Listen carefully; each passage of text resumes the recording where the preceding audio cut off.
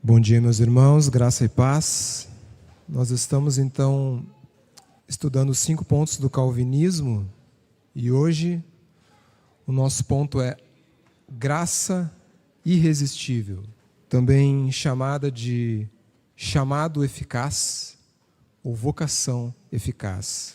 O nosso texto base, nós vamos discorrer por vários textos, mas o nosso texto base ele é 1 Coríntios 1, nós vamos ler do versículo 18 a 31. 1 Coríntios 1, de 18 a 31.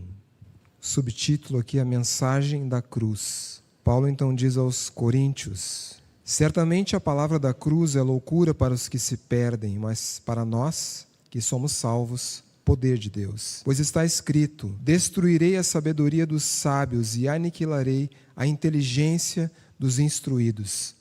Onde está o sábio? Onde o escriba? Onde o inquiridor deste século? Porventura não tornou Deus louca a sabedoria do mundo? Visto como na sabedoria de Deus o mundo não o conheceu, por sua própria sabedoria aprouve a Deus salvar aos que creem pela loucura da pregação. Porque tanto judeus pedem sinais como gregos buscam sabedoria. Mas nós pregamos a Cristo crucificado, escândalo para os judeus, loucura para os gentios. Mas para os que foram chamados, tanto judeus como gregos, pregamos a Cristo, poder de Deus e sabedoria de Deus. Porque a loucura de Deus é mais sábia do que os homens, e a fraqueza de Deus é mais forte do que os homens. Irmãos, reparai, pois, na vossa vocação, visto que não foram chamados muitos sábios segundo a carne, nem muitos poderosos, nem muitos de nobre nascimento. Pelo contrário, Deus escolheu as coisas loucas do mundo para envergonhar os sábios, e escolheu as coisas fracas do mundo para envergonhar as fortes. E Deus escolheu as coisas humildes do mundo e as desprezadas e aquelas que não são, para reduzir a nada as que são, a fim de que ninguém se vanglorie na presença de Deus. Mas vós sois dele em Cristo Jesus, o qual se nos tornou da parte de Deus sabedoria e justiça e santificação e redenção, para que, como está escrito, aquele que se gloria, glorie-se no Senhor. Vamos orar. Pai, nessa manhã, Senhor, diante da Tua palavra, Deus, nós realmente, Deus, temos o nosso coração, Pai, apertado diante do Senhor, Deus. Porque as verdades, Senhor, que nos são reveladas, Deus, elas são tão poderosas, ó Deus, que o nosso receio, Deus, é acrescentar qualquer coisa, Deus, que seja humana, que seja sabedoria de homens, que seja, ó Deus, conceitos de homens, que seja, ó Deus, qualquer tipo de filosofia vã. Porque como a Tua palavra diz, ela é fogo, e ela é martelo que despedaça a rocha, e ela desvenda, ela anula sofismas, ela desvenda todos os mistérios, ela revela o Senhor, por meio da Sua palavra, revela o profundo e o escondido. Por isso, diante do Senhor, nós nos prostramos, Deus, realmente, Deus, humilhados diante da Tua poderosa mão, Senhor, sabendo, Pai, que somos tão fracos, ó Deus, somos miseráveis, como o próprio apóstolo Paulo diz, mas graças a Deus pelo nosso Senhor Jesus, graças a Deus pelo sacrifício, graças a Deus pela cruz, que embora seja uma mensagem louca para muitos, escandalosa para outros, para os que creem, ela é, como diz o apóstolo Paulo aqui, Senhor, o poder de Deus, a sabedoria de Deus. Por isso nós nos humilhamos diante de Ti, Senhor, e te pedimos nessa manhã, fala mais um pouco aos nossos corações, Deus, como Tu, Senhor, tem falado tanto, Deus, e nós reconhecemos a Tua voz, Pai. Fala mais um pouco nessa manhã, Deus, e instrui-nos, ó Pai, para que possamos estar firmes, ó Deus, na Tua doutrina, Senhor, no Teu conhecimento, no entendimento das Tuas santas Escrituras, Pai. Em nome de Jesus. Amém. Então esse é o ponto, queridos. Graça irresistível. antes que a gente entre nos cânones de Dort, fazendo uma breve introdução, na soteriologia calvinista, então, esse é o quarto ponto, né? A Bíblia, queridos, ela nos trata como cegos, surdos e mortos espiritualmente. Jesus diz que as suas ovelhas ouvem a sua voz. Todo mundo, né, diante de Deus, ele está nessa condição aqui, cego, surdo e morto, mas as suas ovelhas ouvem a voz de Jesus e elas são vivificadas por ele. Contudo, quem ouve são as ovelhas. Quem não é ovelha, não ouve. Quem não é ovelha, tem ouvidos, mas não ouve. Tem olhos, mas não vê, como a palavra também diz, né? E ainda são considerados inimigos de Deus. Ou seja, não há disposição em si mesmos, por si só, né, de entenderem e se voltarem para Deus. Não há condição no ser humano, por si só, ele se voltar para Deus. Então, alguns interpretam essa doutrina como se Deus forçasse a barra aqui, né? Como se Deus obrigasse as pessoas a entrar no reino dele. E não é isso. Deus não força ninguém a entrar no Evangelho. O fato de ser a sua graça irresistível, nós não estamos falando aqui de hipnose, de controle, de uma forma que a pessoa não saiba o que ela está fazendo. Não. Deus nos convence. As verdades de Deus nos convencem. Porque um detalhe importante dessa doutrina é que Deus trabalha em um espaço, em um lugarzinho anterior à nossa mente, anterior à nossa vontade. Vocês sabem que lugarzinho é esse que eu estou falando? Coração. E não é o órgão que bate aqui dentro. Mas o coração é um ambiente profundo, anterior à vontade. A Bíblia chama esse lugar, né, de coração, mas que não é o órgão cardíaco, mas ele tem um conceito judaico que dá uma ideia de cerne, de centro, e o mais profundo ambiente na vida do ser humano. É o nosso coração. Esse é o entendimento bíblico sobre o coração. Assim, uma vez que Deus ele entra em contato com o homem por meio dessa graça, então é impossível que o homem não responda a essa graça. Nós estamos tendo, então, como base dos estudos cânones de Dort. Para quem não lembra, ou não estava aqui quando eu expliquei na outra aula, o sínodo de Dort, ele também é conhecido como o sínodo de Dordrecht. Ele foi um sínodo internacional que teve lugar em Dordrecht, na Holanda, em 1618 a 1619, pela Igreja Reformada Holandesa, que o objetivo era regular uma série de controvérsias que estava acontecendo nas igrejas holandesas pela ascensão do arminianismo. Então surgem esses 5 pontos, que são os 5 pontos do calvinismo como resposta. Então, depois desse sínodo, né, o sínodo decide pela rejeição das ideias arminianas, estabelecendo a doutrina reformada com os 5 pontos do calvinismo, que é depravação total, eleição incondicional, expiação limitada, vocação eficaz ou graça irresistível e perseverança dos santos. Nós estamos na graça irresistível. A graça é irresistível.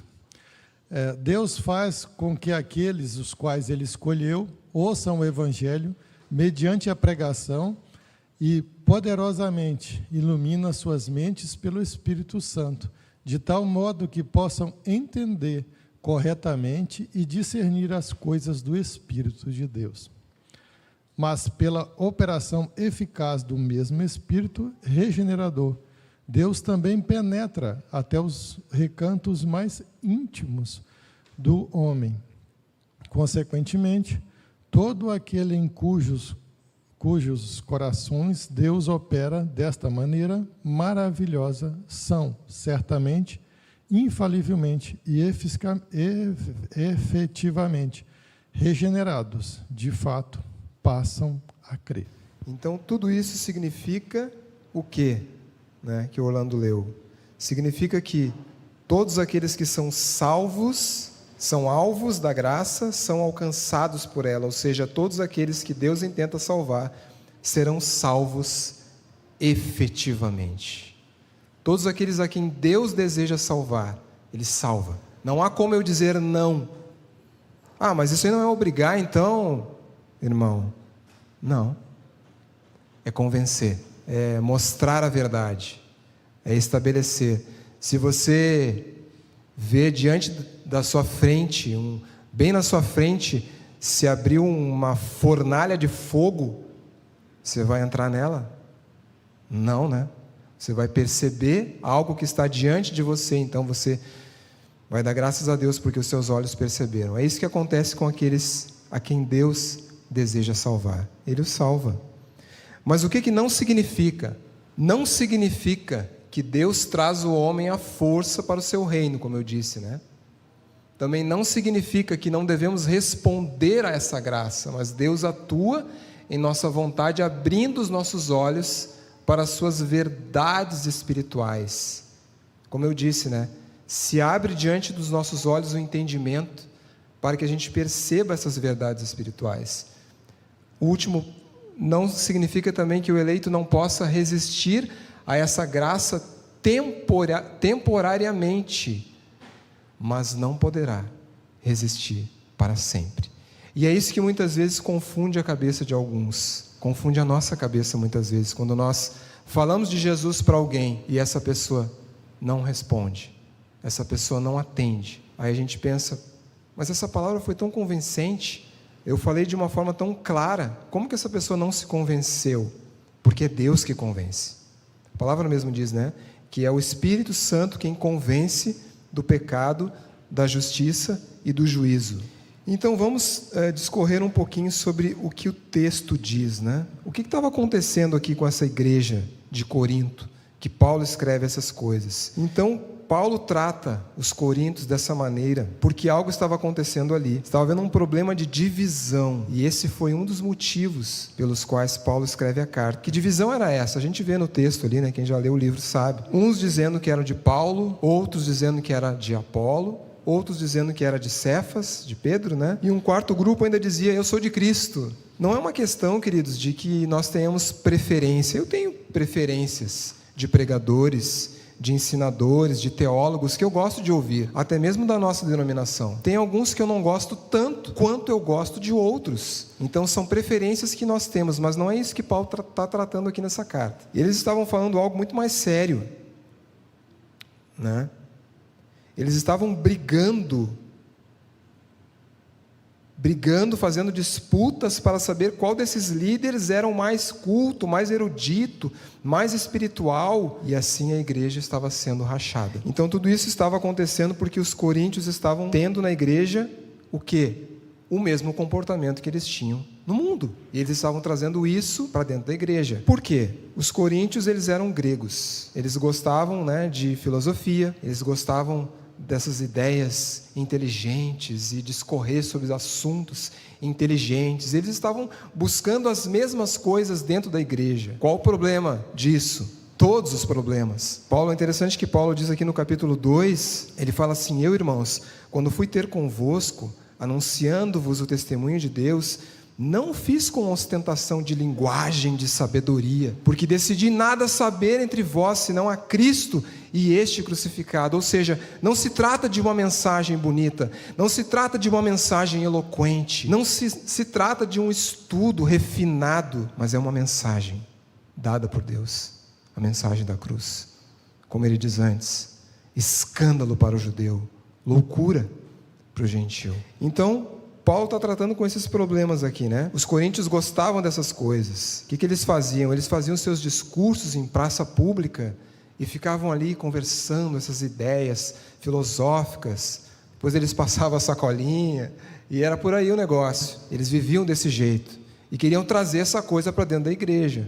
Qualquer semelhança é mera coincidência, tá bom, queridos? Brincadeirinha. Isso não tem nada a ver com a igreja de Deus. Isso não tem nada a ver com a nossa igreja. As pessoas que fazem isso têm um belo discurso, né, e depois passam a sacolinha, fazem toda aquela coisa. Isso não é coisa de cristão, querido. Isso não é coisa da igreja de Jesus, de fato. Isso aqui é qualquer outra coisa, menos isso. Mas essas coisas estavam entrando dentro do círculo, né, dos cristãos da época. E eles trouxeram essas coisas. Diz ali, né? Deus chama aqueles que Ele quer para serem seus. É o que Paulo fala aqui. No versículo 26 ele diz assim, irmãos, reparai, pois, na vossa vocação, visto que não foram chamados muitos sábios segundo a carne, nem muitos poderosos, nem muitos de nobre nascimento. Pelo contrário, Deus escolheu as coisas loucas do mundo para envergonhar os sábios, e escolheu as coisas fracas do mundo para envergonhar os fortes. Quando Paulo fala aqui que Deus não chamou sábios, nem poderosos, nem muitos de nobre nascimento, ele está falando aqui de algo muito interessante. Ele está falando aqui,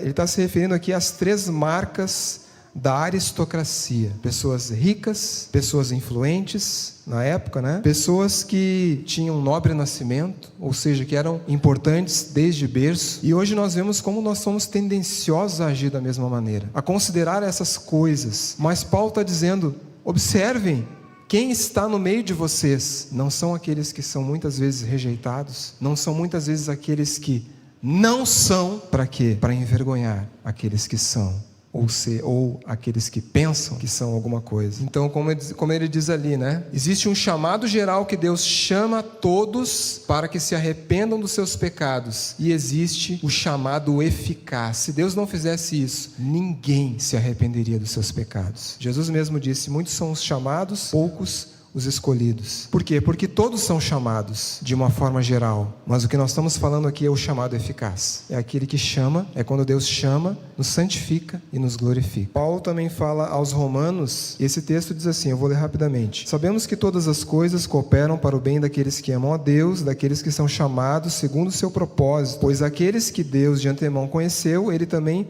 predestinou para serem conformes à imagem de seu Filho, a fim de que ele seja o primogênito entre muitos irmãos. E aos que predestinou, a esses também chamou.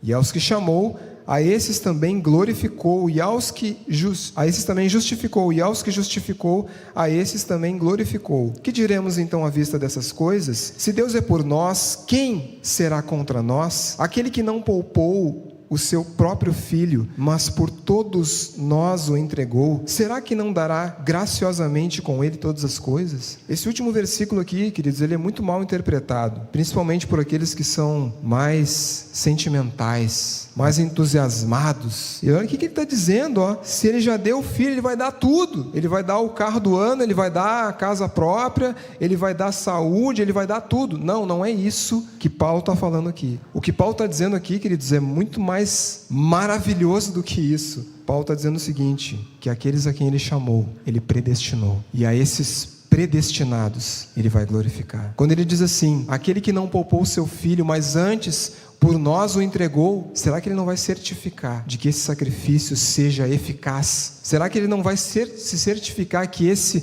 sacrifício vai ser certo para salvar definitivamente aqueles a quem ele chamou? Isso é uma garantia para nós. É interessante a gente perceber que essas coisas são tão poderosas, queridos, que esses 5 pontos que a gente está trabalhando, eles têm ligação um com o outro. Isso que eu acabei de falar tem ligação com a aula passada da expiação, tem ligação com a perseverança dos santos. Ou seja, uma vez que Deus te salvou, querido, você está salvo. Uma vez que Ele chegou até a tua vida e te convenceu do plano maravilhoso dele, da redenção, da salvação, você não pode mais deixar de ser convencido, deixar de saber essas coisas. Você sabe e você é convencido, não pode deixar de ser convencido. Deus já te convenceu, Deus já te salvou. A palavra de Paulo, quando ele diz aqui, ó, no versículo 21, visto que na sabedoria de Deus o mundo não conheceu, por sua própria sabedoria aprove Deus salvar aos que creem pela loucura da pregação. Esse conhecer aqui não é um conhecer no sentido de simplesmente ficar sabendo, mas é um conhecer no sentido de ter intimidade, é no sentido de ter intimidade. Então é numa revelação muito mais profunda do que simplesmente ficar sabendo de algo. Quando ele fala ali, ó, e aqueles que entram nesse relacionamento com Deus são predestinados por Ele para o cumprimento de um propósito, para que sejam conforme a imagem de seu Filho. É o que ele diz aqui no versículo do capítulo de Romanos, né? De Romanos 8, no versículo 30, ele diz, e aos que predestinou, a esses também chamou, e aos que chamou, a esses também justificou, e a esses também glorificou, a fim de que seja, no 29, a fim de que serem conformes à imagem de seu Filho, a fim de que seja o primogênito entre muitos irmãos. Então, esse foi o propósito de Deus, nos tornar a imagem de seu Filho. Mas sempre vai ter aqueles que vão dizer assim, não, mas só um pouquinho, existem textos que a própria Bíblia diz que há os que resistem. Isaías 65:12 e Mateus 23:37. Esses textos, alguns vão dizer assim, olha aí, está falando daqueles que resistem. É interessante algo que John Piper diz. John Piper diz que a doutrina da graça irresistível não significa que toda a influência do Espírito Santo não pode ser resistida, mas significa que o Espírito Santo pode sobrepujar toda a resistência e tornar sua influência irresistível. Ainda nas palavras do Piper, a graça é resistível até não ser mais. E isso é algo tremendo, queridos, porque nós percebemos que aqueles que resistem ao Evangelho, aqueles que nunca se dobrarão ao Evangelho, eles serão condenados pelos seus pecados. Porque sempre vai ter aquele que vai dizer assim: mas se tu está me dizendo que as pessoas são escolhidas, eu não fui escolhido, o que eu vou fazer? Ninguém será condenado por Deus por não ter sido escolhido por Ele. Todos que serão condenados pelos seus pecados. Por quê? A aula anterior, porque os nossos pecados foram pagos. Porque os nossos pecados foram expiados. Ele, tendo expiado o nosso pecado, Ele falou ao nosso coração. Ele nos regenerou e a sua graça nos alcançou de forma irresistível. O problema central do homem é o quê? É o orgulho, é a vaidade de ele pensar que ele é alguma coisa. Exatamente o que Paulo está tratando aqui na carta aos Coríntios. Mas Paulo está dizendo o quê? Em todos os seus discursos, aquele que eu li para vocês aqui no capítulo 2, você vê um apóstolo humilhado, você vê um apóstolo que se esvazia de si mesmo. Quem melhor do que Paulo para se vangloriar aqui, queridos, diante desses poderosos aqui? Quem melhor do que Paulo?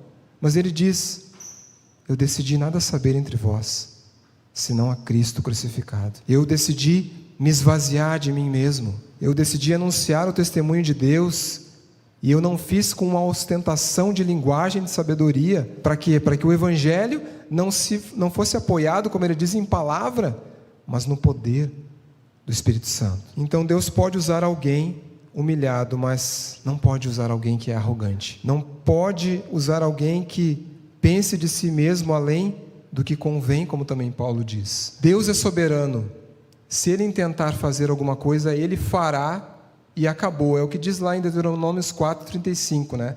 Não há quem possa deter-lhe a mão. Quem Ele intentar salvar, Ele vai salvar. É a sua graça, né? A sua graça irresistível. Eu lembro quando eu me converti, eu já tinha ouvido falar do Evangelho. Eu tinha pessoas na minha família que eram presbiterianos. Eu não era. Eu frequentava a igreja católica. E eu fiz todos aqueles ritos da igreja católica, né? Primeira comunhão, crisma, enfim, todas as coisas que eles têm lá. Mas o que eu não tinha? Eu não tinha um relacionamento com o Senhor. Eu o conhecia de ouvir falar, mas eu não tinha um relacionamento. E quando eu estava lá com os meus 15 anos, eu estava numa situação que eu estava frustrado, e eu lembro que Deus chegou até mim, queridos, com a seguinte frase: até quando você me resistirá? Essa era a frase. Eu nunca tinha ouvido falar de teologia, nunca tinha ouvido falar de graça irresistível, nunca tinha ouvido falar de nada disso, mas quando Deus fala comigo dessa forma, Ele não me dá o direito de esboçar nenhuma resposta ao que Ele me perguntou. Eu caí de joelhos diante dele, e imediatamente eu me voltei para Ele. Claro que a gente sabe que a conversão é um processo, mas naquele dia, foi o dia que Ele me alcançou. Talvez você pense assim: mas eu não me lembro de um dia assim.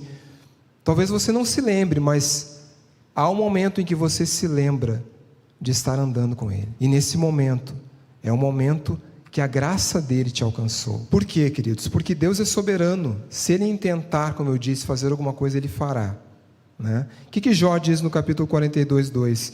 Nenhum dos teus planos, Senhor, pode ser frustrado.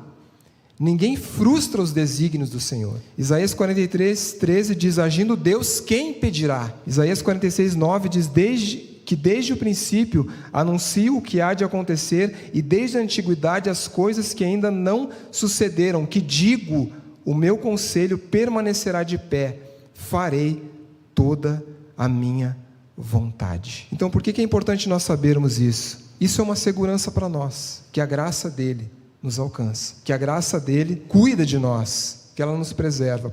Esses textos, né? Daniel 4:35, todos os moradores da terra são por ele reputados em nada, e segundo a sua vontade, ele opera com o exército do céu e os moradores da terra.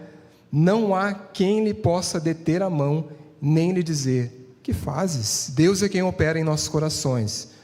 O Senhor teu Deus circuncidará o teu coração e o coração de tua descendência, para amares o Senhor teu Deus de todo o coração e de toda a tua alma, para que vivas. Deuteronômio 36. Até eu estava lembrando aqui daquela passagem de Jesus, quando ele fala sobre o rico e Lázaro, né?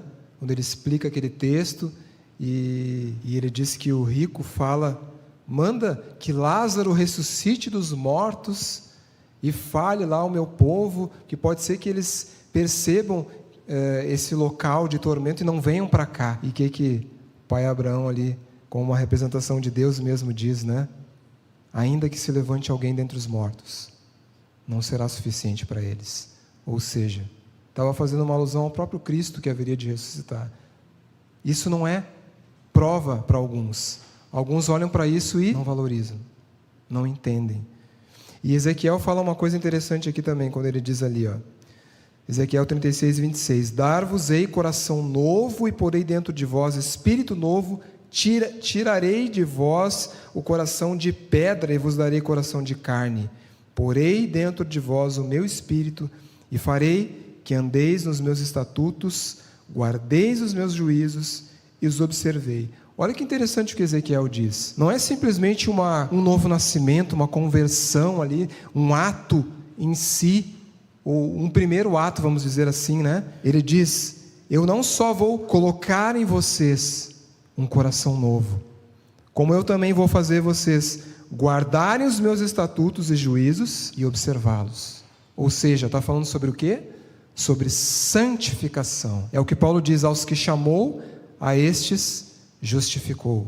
Resolveu o problema da condenação. E a esses justificados ele santifica. Ou seja, é ele quem conduz no caminho de santidade. Por que é importante a gente saber disso, queridos? Porque alguns vão dizer assim para você: viram como eu sou santo? Tem alguns que falam assim: vejam o grande amor que eu tenho pelo Senhor. Eu gosto muito do Paul Washer, que ele dá umas assim na cara, eu penso assim, brabo assim, que esse cara é top.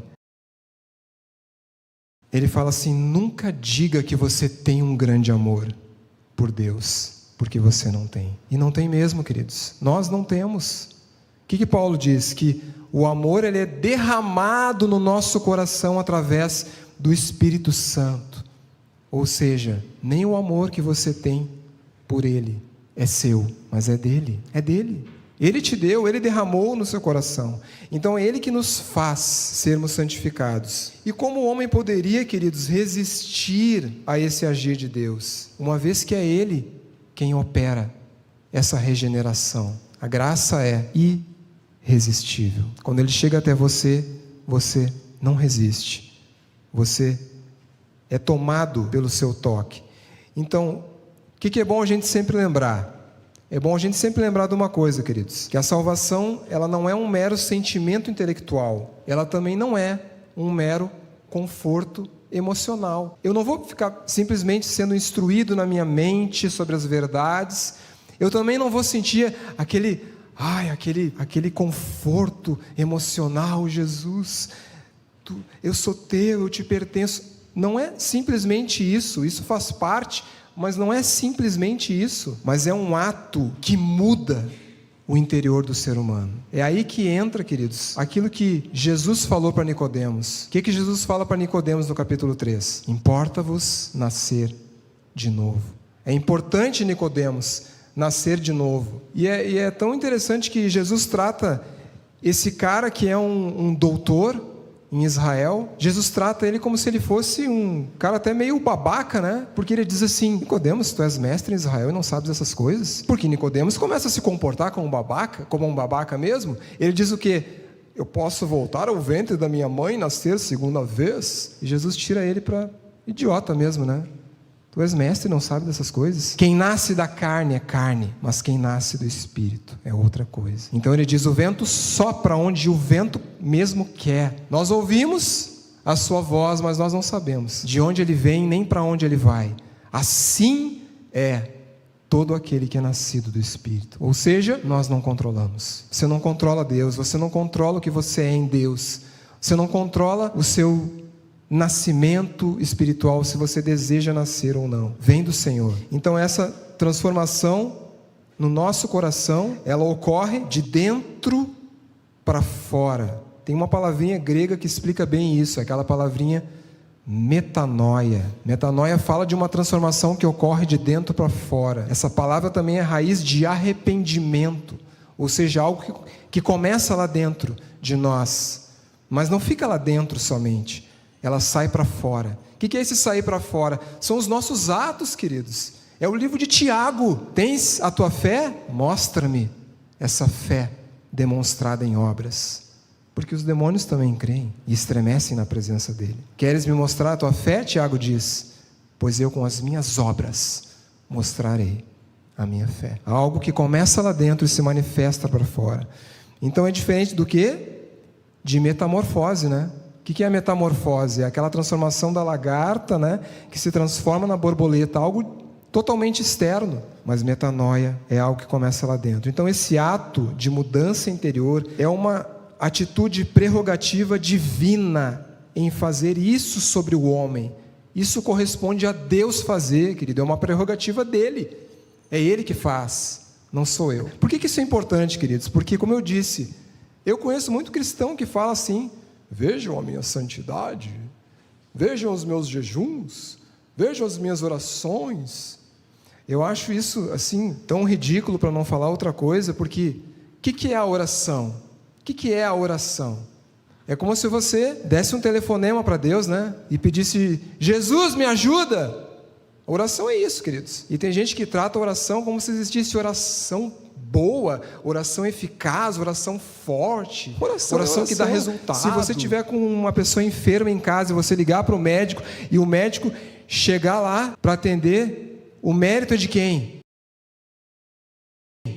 É do médico que vai atender, né? Ninguém vai dizer para você assim: bah, que ligação extraordinária que você fez para o médico.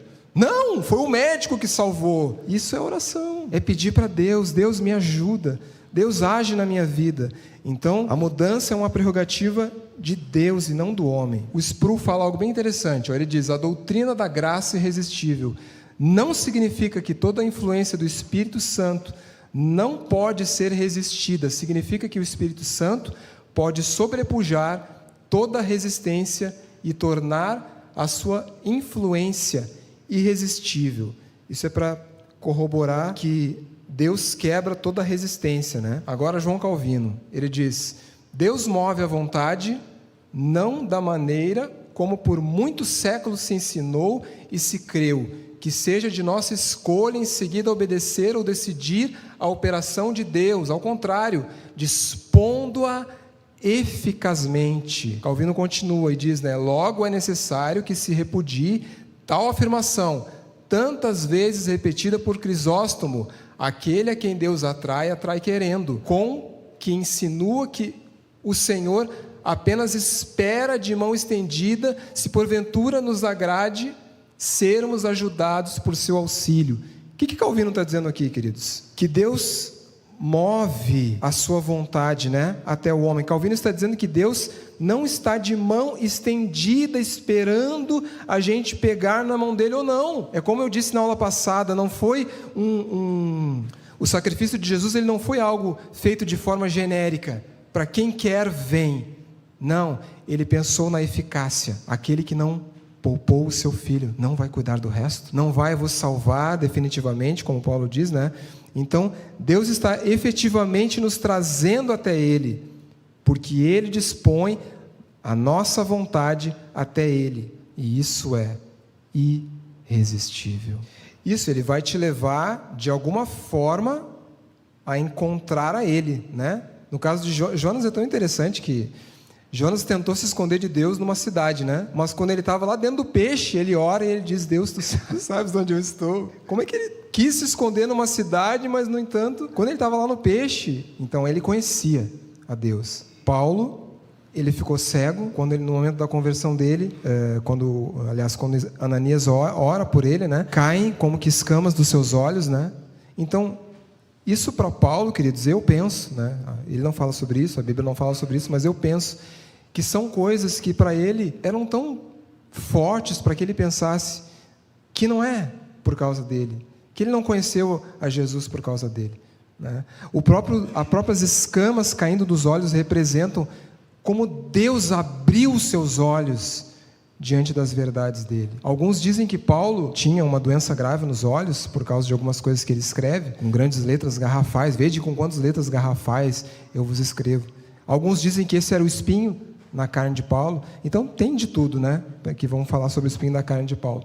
Mas digamos que fosse isso, se fosse isso, ou qualquer outra coisa que pudesse ser, que Paulo rogou e pediu para que Deus afastasse dele. Tudo isso, queridos, era uma certeza para Paulo que Deus controlava a sua vida. E eram formas que o próprio Alisson falou, de Deus forçando os homens a entender, a conduzindo os homens no seu caminho. Então isso mostra que toda a obra é de Deus. Isso corrobora também o que a Miriam disse no início, né? Quantas vezes nós estamos preocupados com a nossa vida, com o que nós vamos fazer, com o que vai acontecer, como será o ano, com quem eu vou fazer, com quem eu vou me casar, como é que eu vou fazer isso, o que eu vou fazer da minha vida daqui a um tempo, tantas coisas que nós planejamos, né? E nós esquecemos às vezes do principal, de dar graças a Deus, porque tudo corrobora para o nosso bem, como Paulo diz.